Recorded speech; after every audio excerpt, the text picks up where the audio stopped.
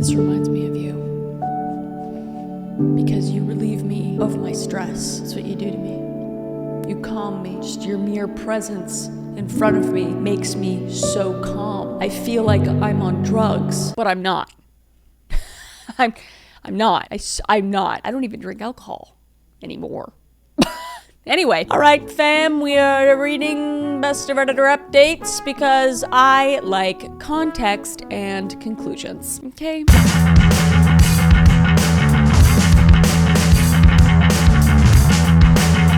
My boyfriend after he gave me a meal with shrimp, even though I'm allergic, and he left me alone in the hospital. Yeah, you should probably break up with him, but you know, benefit of the doubt, I guess. Hi everyone, I need some advice because I'm going through a situation that's overwhelming me. I'm 24 years old. I've been in a relationship for 3 years. I've lived with my boyfriend for a year. And for the past few weeks, it's been a bit of a fight after a fight, especially since I started a night job. A job I studied for 6 years, and he always knew I would do this job. I already don't like him. I don't know him. I don't care about him. I don't like him. He doesn't like it because we see each other less and sleep during the day while he's working. Oh, boo-hoo. But that's not even the point. I'm allergic to seafood. The other night, we were invited to a friend's house for a party where everyone had to bring a dish. My boyfriend brought back some spring rolls. I was with his family. I went straight to him. I asked him if he made them. He said yes. I tasted them and I immediately tasted them and I could tell there were shrimp in them. I asked him and he replied, "Oh yeah, I forgot to tell you." Luckily, my friend who was allergic to peanuts had an epinephrine pen and gave it to me. But it wasn't enough. My throat started to swell. Oh my God, that's so horrifying. Oh, that's so horrifying. The ambulance came and I ended up in the hospital on an IV drip. When I came to, my best friend and parents were there. I asked where my boyfriend was. There was an awkward silence and they told me he went out for a drink with some friends. He said we'd call him when you left. What? What a piece of shit. He literally poisons you and then he just dips out. He doesn't like you, doesn't care about you. You need to leave him immediately. It really pisses me off. My best friend even told me he seemed completely oblivious to the whole thing. When I got home, we had an argument about his behavior. In a fight of anger, I said, "Did you try to kill me or something?" And he replied, "Too bad it failed. At least you wouldn't be annoying me." I don't even care if that is a joke. That's not funny. She literally could have died. It sounds like I went to my room to cry, letting out my hatred from the evening. We haven't spoken for 2 days. The atmosphere is icy, not even an apology, nothing. I tell myself I'm going to leave him, that there's nothing left to save, but I have this doubt in the back of my mind. I talked to my mother, who told me that every relationship goes through problems. Does every relationship go through attempted murder? I don't think so, with no apology. But now we're talking about a problem that sent me to the hospital, and I find it really strange he never eats seafood, so why put it in the dish? Maybe I'm being paranoid. What do you think? Am I being dramatic or is his behavior serious? I think there's 3 options here, okay? 1, he's an idiot, doesn't think about you, doesn't care about you, didn't even think of the shrimp, like doesn't think about your allergy, doesn't think about you in general, doesn't really like you. That's 1, okay? 2, all right? He knew about it, but didn't think it would be a big deal. And he also and in this scenario, also just doesn't care about you. 3, worst one, actually tried to make you have an allergic reaction. I don't know if it was to actually end your life or anything, but he did it on purpose. All of these are bad, by the way, especially number 3, which I hope isn't the case, obviously, but all very valid reasons for leaving this piece of shit. All right. Comment said, "So let me start by saying I'm sorry for what's happening to you, but I'm gonna go on with what the heck is this question? First of all, that it's an accident after 3 years together is serious. Without your friend, you might be dead. Then what he tells you after, but seriously, love yourself and dump him." Easy work. Yep, I agree. Thank you for the response. In fact, with everything that has happened in my head, I tell myself that maybe it's me who's being dramatic, that I need to take a step back, etc. In short, I'm a little overwhelmed by the situation, but I'm going to leave him and that's it. Oh, okay. All right, let's read the update. I'm so curious now. Mini update. Thanks to everyone for your answers. I'm at work right now, but I took the time to read you, and you're confirming what I already knew deep down. Tomorrow, I'm going to get my stuff while he's at work, and I'm going to go live with my sister while I find an apartment. And yes, my mother isn't a great role model. Yeah, the mom is. That's a little sketchy. She has a very old-fashioned mentality and downplays these kinds of situations a lot. Thanks again for your advice and messages. It gave me the courage to make a real decision, even if it's stresses me out. But hey, I'll go with my brother to get my stuff just in case. You never know. Oh, good. Yeah, always take somebody to get stuff during a breakup like that, because that stuff can get crazy, especially, you know, if he actually attempted to murder you. There's another update though. A quick update from this morning. I finished work at 8 a.m. and a friend came with me to pick up my things. Normally, my boyfriend was supposed to be at work, but unfortunately, he was there. He told me he was sick and asked what I was doing. I calmly told him I was coming to pick up my things and that it was over, that our relationship had to end. He just looked at me and asked my friend to leave so we could talk about how it was his place and we didn't want him there. I refused, reminding him that the apartment is also in my name. There are 2 of us on the lease, so if I wanted, he had the right to stay. For an hour, I emptied my things while listening to him call me every name under the sun. What a peach. My friend and I. He repeatedly told him to speak with his mouth, but hey, we were up against a wall. I grabbed everything and left. He repeatedly told him to speak with his mouth. How can you speak any other way? I don't understand that, but okay. I'm going to get legal advice to clarify some things because, to answer those who asked, yes, he knew perfectly well that I was severely allergic to every restaurant. I spent time reading the ingredients, asking questions, etc. For those who ask if it was in his character, no. He was always gentle and caring, so it's very hard to understand what could have happened. Oh, it's very strange. But hey, human beings are complex, and I have to remind myself not to dwell on my situation. Yes, I say that to reassure myself. Thank you again to everyone for your messages and support. Oh gosh, yeah, I'm glad you left him. And I'm glad you brought somebody with you because who knows with this guy at this point. But yeah, get some legal advice because, I mean, if he knows that you're severely allergic, you guys have been together for 3 years, lived together for a year, and then he's just like that ignorant, there are red flags. It's, you know, I read enough true crime and research enough true crime to like know that if anybody's gonna do it, it's most likely your partner, okay? Watch your back. But I'm glad you're safe and okay now, my gosh. Comments say you did the right thing leaving and also getting someone to go with you and having a witness to insults, plus your friend who saw him give you the shrimp spring rolls. Hang in there, block him everywhere, and don't feel bad about the apartment stuff and everything. The sooner you cut all ties, the better it is for you. Yeah. Another comment said, no, he's always been sweet and caring. Under that says, this part is even more freaky. I think a little investigation on him by the cops would be in order. The sweet personalities, but capable of that are the worst. Yeah, that's weird. That's like, if there wasn't already red flags, there's massive red flags now. Don't put up with, name calling, lying, attempted murder. I'm glad it worked out though. I'm glad you're out of there. Let's move on. My 38 female sister, 34 female, made up a dead brother to her spouse, 35 male, and in-laws, 60s male and female. I accidentally uttered the lie, but why am I the bad guy here? How can people just lie about stuff like this? I guess we'll read it. All right, usually a lurker, but something happened tonight that has me incredibly confused. Apologies in advance for the length. Never apologize for context. Backstory, I'm the eldest of 4 sisters. We're stair-stepped, 2 years apart. I'm Meg, 38, Joe is 36, Beth is 34, and Amy is 32. Our parents used to joke about how they kept trying for a boy, but finally gave up after girl number 4. Not gonna lie, it hurt our feelings a little, especially Amy, but they stopped that and assured us that they wouldn't change anything. Every one of us has at least one daughter. I am the only sister that has a son. At 17, he's the eldest grandchild, and I'm fairly certain he's my dad's favorite person in the world. They are best friends. It's adorable. Okay, now that you have the backstory, fam history, let's talk about tonight. Okay. My son, who was very intelligent and absolutely crushed high school, recently received his acceptance letter to a pretty prestigious university, full ride. We are incredibly proud. My folks wanted to throw him a little congratulatory party, and tonight worked for all our schedules, which is no small feat, 4 different families with 11 kids between them. So we all headed to the folks' house for pizza and cake. At one point, Amy brought up that it is Sibling Appreciation Day, and Mom said she wanted all of her girls to say what we appreciate about our sisters, and we could go youngest to eldest, with most of the compliments going to me, as I was kind of the second mom to them. I told each of my sisters how much I loved them, among other things, and then finished my speech off saying something like, and I really appreciate that we didn't have any gross boys stinking up our house. Oh, okay. All of us but Beth and her husband laugh. Beth's eyes got really big and her husband, Chase, looked at me like I was something he scraped off the bottom of his shoe. Oh my God, because he thinks that you just said that about your dead brother, but he's not actually dead. He's a fake thing. Oh my God. Suddenly he says, that's pretty fucked up. I said something like, I don't know, Chase. I've smelled you after your workouts. It's pretty bad. And he got even more mad and said, how could you talk about Tyler like that? Bitch, me in the bushes, watching sipping my tea. Oh my God, I'm horrified right now. I'm horrified for everyone. And Beth starts losing her mind, guys. She's grabbing him by the arm and begging him to hush, saying they need to go home now, etc. So naturally, I'm like, who's Tyler?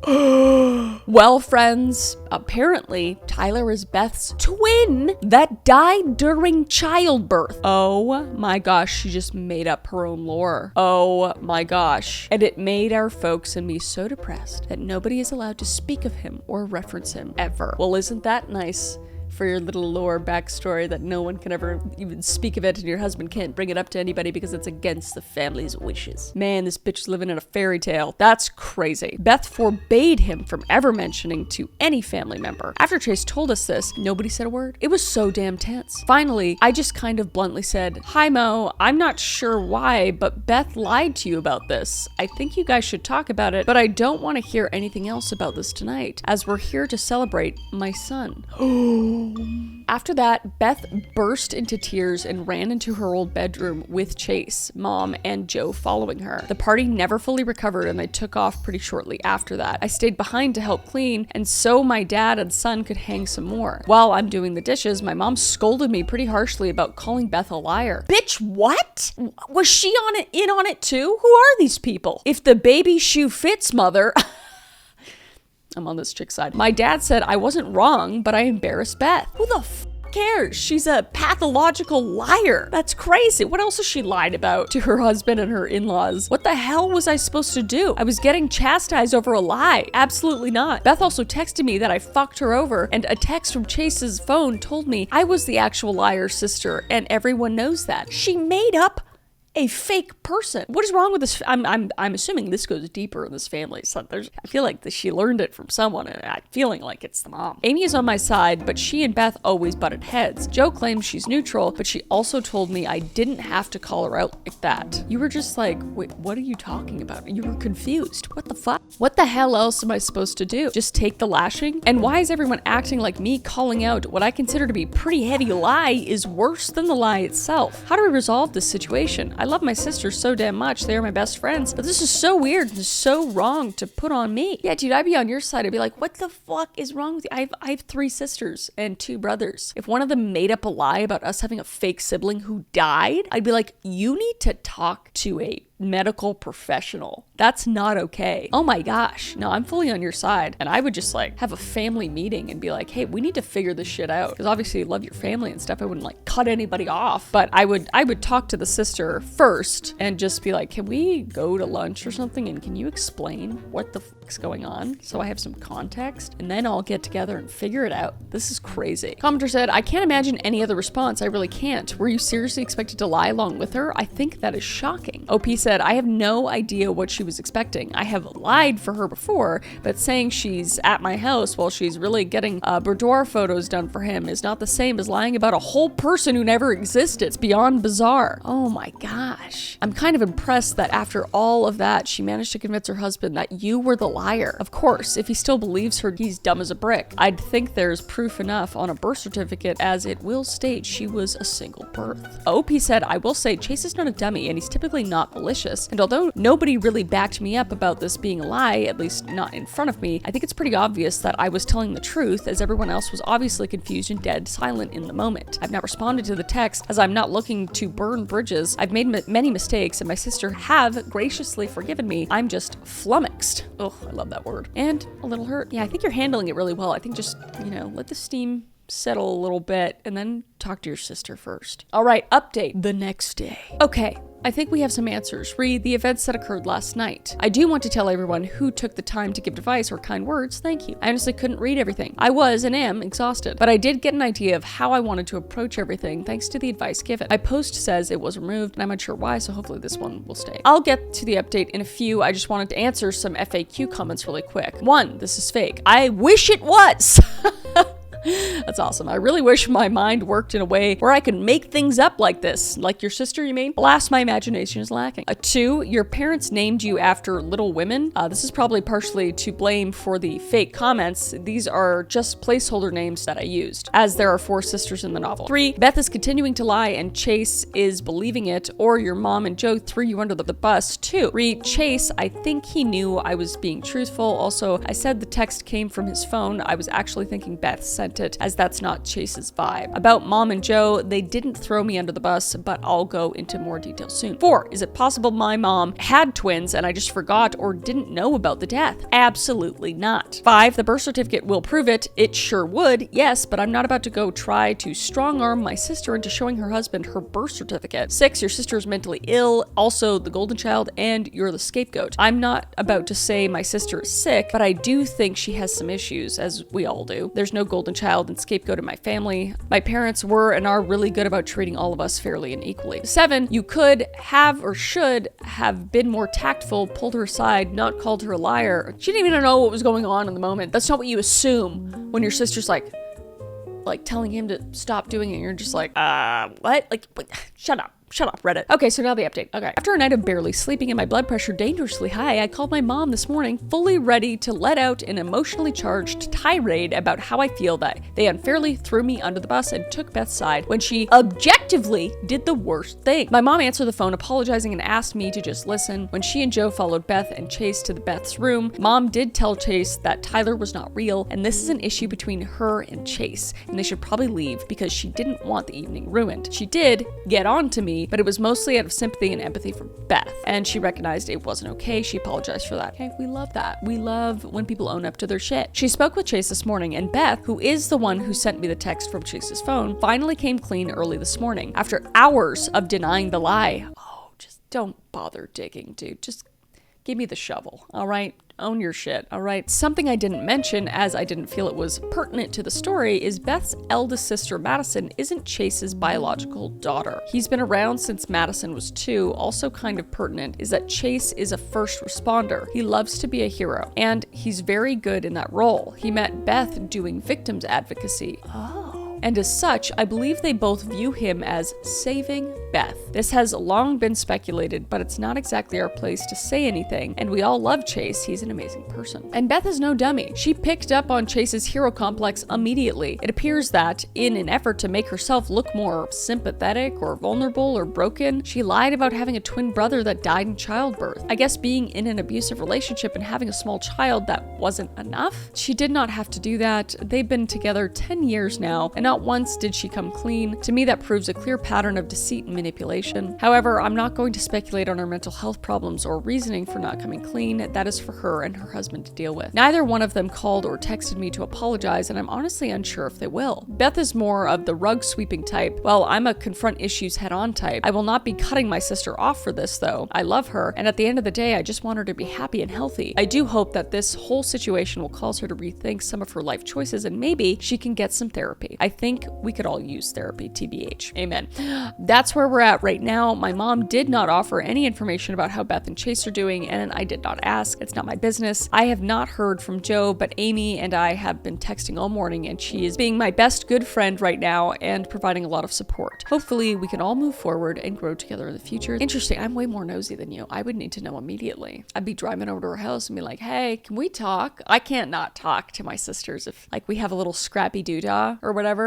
If we get into a little bicker. We don't hold grudges, but we usually are just like, sorry, like, we explain ourselves. So I guess good on you for not like pushing her or whatever, but I don't know. I'd be worried about her. I'd like want to know what's going on. And especially if she's been in like a bad relationship before, you know, I think showing support is definitely the best thing you can do, but also, you know, little accountability. Whoa, we have a final update. 5 months later, well, a lot has happened in the past. I read all your comments multiple times and I heard you. I faced some very hard truths about my family and our dynamics, but mostly I grieved. About a month after I made the original post, my dad passed away. Oh, that's awful. I'm so sorry. It was very unexpected. Massive stroke. The worst part was my mom was out of town, so my dad died alone. My son talked to him that same day. They made plans for next week, and then my dad was gone. Oh gosh, I'm so sorry. It's been a very hard few months. I started therapy mostly to deal with navigating life without dad, but my therapist made a lot of good points about our family dynamic. Mostly that I was parentified and a people pleaser, that keeping the peace comes at a price, and that the price was my needs being put on the back burner. Being an older child, that is usually the case. And as a result, I keep people at arm's length because of this, and I'll be damned if she wasn't right. So let's rewind a little. During the week or so after dad died, mom was lost. They'd been married over 40 years, and so no surprise there. And as the eldest sibling, I stepped up big time. Joe and I already knew a little about our parents' end-of-life wishes, and we chose to go forward with cremation. Mom agreed. This is her wish as well. As did Amy. Guess who didn't? If you guessed Beth, you'd be right. She just had a complete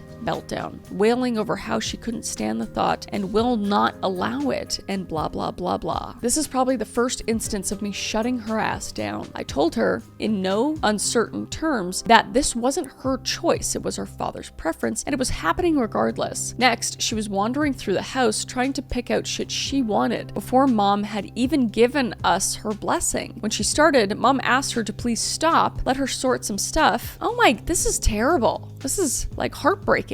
Going around just like taking stuff from his wife, his partner in life, like it's yours. Oh, I hate that a lot. And then she will give you a yes or no. When Beth asked what she needed to sort out, mom mentioned dad's watch collection. There was one specifically for my son, and when Beth inquired as to which one, mom refused to answer. Beth insisted that wasn't fair. She should have a first pick, blah, blah, blah, blah. What? Mom and Joe apparently shut that shit down with quickness. I wasn't there, but my son is now wearing the first luxury watch my dad ever bought, and he is so proud. Don't worry though, all the grands have something special. Stuff like physical stuff when people die, it's like heart-wrenching to watch siblings and family members just battle over things like that.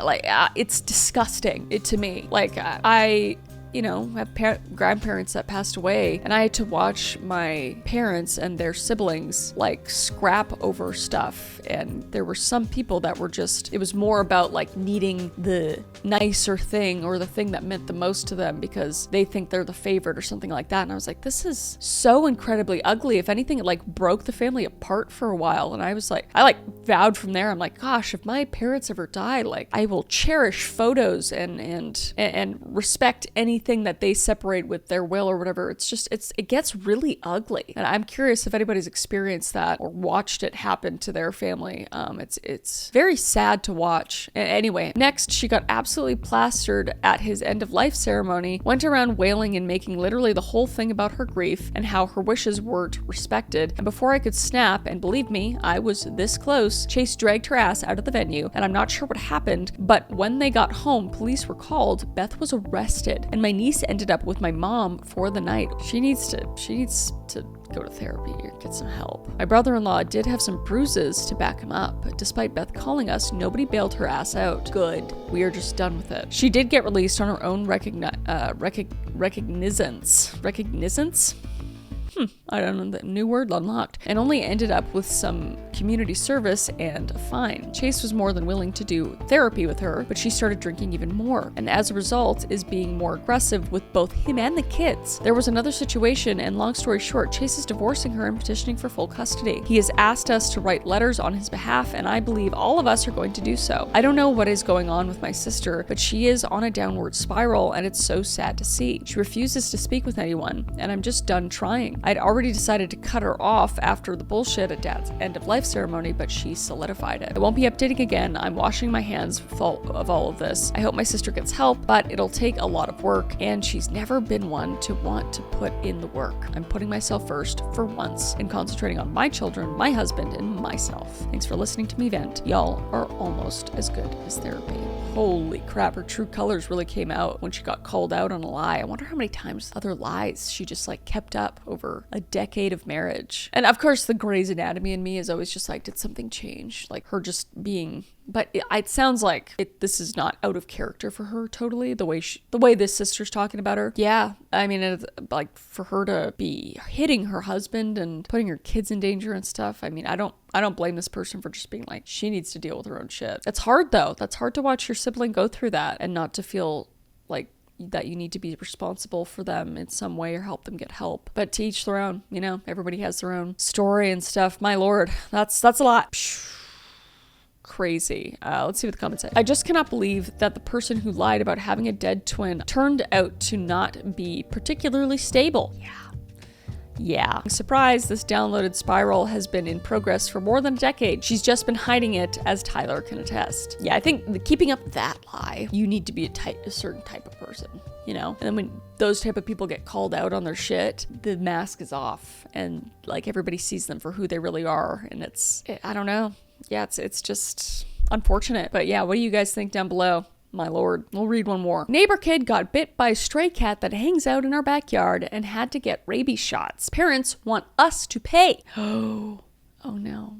Oh no. Okay. So me and my boyfriend live together in a row home. There's a narrow alley in the back that runs down the length of our street, and like most alleys in the neighborhood, there are stray cats that hang out there. Our block has one cat in particular that I'm pretty sure is feral because it has a clipped ear and he starts hissing as soon as he sees a human. It likes to sun itself on our patio table. We see it on our yard most days, but we never feed it or put out bedding or toys for it or anything like that. Last week, our next door neighbor knocked and told me that the cat had been in her yard and it bit her son. Yeah, like that's your problem, okay? She wanted to know if it had a rabies shot. I told her that I didn't know because it was a stray. The clipped ear usually means it had a shot at some point, but I think they needed boosters after a while. She got kind of upset and asked why we were letting a cat that might have rabies hang out on our property. We should have called animal control or trapped the cat and turned it to Animal Welfare Society. Oh, people are so entitled. Oh my gosh. I wasn't really sure how to respond at the moment, so I said something like, oh yeah, maybe someone should do that, and pretended someone was calling me. Yesterday, both of the kids' parents came to the door. The husband told me that their son had to get a bunch of shots to prevent rabies, and it was expensive, and that they felt that my boyfriend and I needed to reimburse them for it. They said he still needs one more shot next week, and they'd bring us the final bill then. I said that it's not our cat, but he said that we had accepted responsibility for it by letting it stay on our property. Who are these people? Why do they have the power to decide whether what stray is whose cat? What the fuck? I pointed out that it's not like the cat lives exclusively in our yard. I see it on other people's properties, yards, and under their cars and stuff all the time. He said, I'm not here to argue. You know what you need to do. We'll drop the bill off sometime next week, and left. I'd burn it. Sorry, that's a bit aggressive.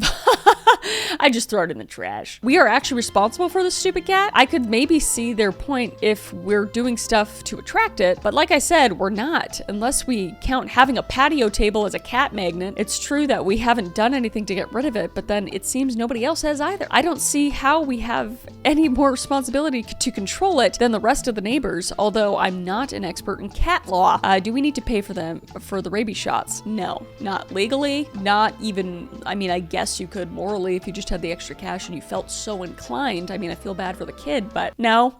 What? These people are crazy. Comments say it's a feral cat that can normally be found in random people's yards and neighbors at any given moment, and you don't feed it or anything. I can't see how you could possibly be to blame. Just because they've seen it in your yard a couple times, lol, no, that's what wild animals do. They go where they want. It's probably been in their yard a bunch of times too. By their logic, it must be their cat if it was in their yard to bite their child. Tell them to pound sand. If they sue you, you need to show up and defend yourself, but I doubt they will. Yeah, if they sue though, couldn't they just snap a few pics of the cat on the table and say, see, it's their outdoor cat that they totally own? No, because you've never taken it to the vet, you've never bought food to give it. There's plenty of ways that you can say that it's not your cat. That would mean nothing. Update though. So the mom brought over the hospital bill next week, like they said they would. I refused to take it based on the advice I got here. She wasn't happy about it, but she took it better than I expected, and I thought maybe it would be the end of it. Then 2 days ago, we got a letter from a lawyer's office saying we have to pay the neighbors $2,200 and some change, and they'll sue us. No fucking way. What